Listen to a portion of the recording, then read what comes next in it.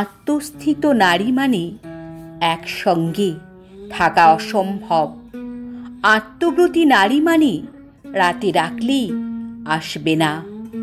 সে তখন নিজ গ্রন্থাগারে বিশেষ বইটি পাচ্ছে না, তাই দিশাহারা। আত্মরতিমতী নারী সে, লোকে বলে। আজ কিন্তু আমার সঙ্গে মামার ছেলের বিয়েতে তোমায় যেতেই হবে। না, আজ পারবো না।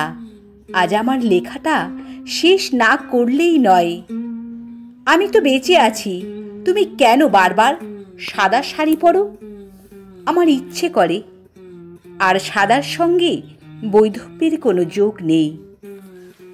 এত পড়বার আর কি দরকার? ঘরকন্যা করো।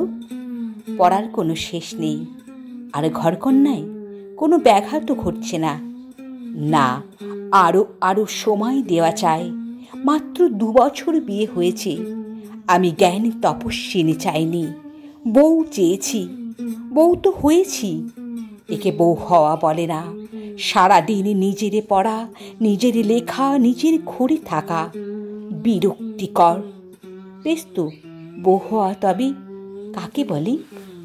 বউ মানে ঘর করা, রান্না করা, স্বামী সেবা, ডাকলেই কাছে আসা, মনোরঞ্জনী। এত বই পড়েছ তুমি, বাৎসায়ন না পড়াই রয়ে গেছে বলো? তুমি হয়তো পড়ার বাইরে বই শুধু বাৎসায়নই পড়েছ, হয়তো পড়নি, শুনেছ কেবল। কি বললি? পতিদেব ঝাঁপিয়ে পড়েছিল, এলো পাথারি চর।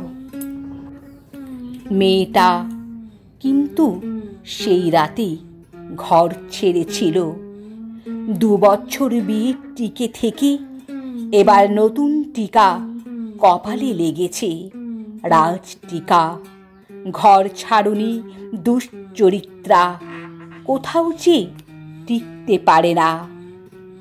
গায়ের রং ফর্সা, বড় কপাল, ঠোঁট চাপা, কাঁধে ব্যাগ, পাড়ায় চকিতে যাকে দেখো বাসে ট্রামে, চিন্তান্বিতা, নিজের ভাবে নিজেই বিভোর।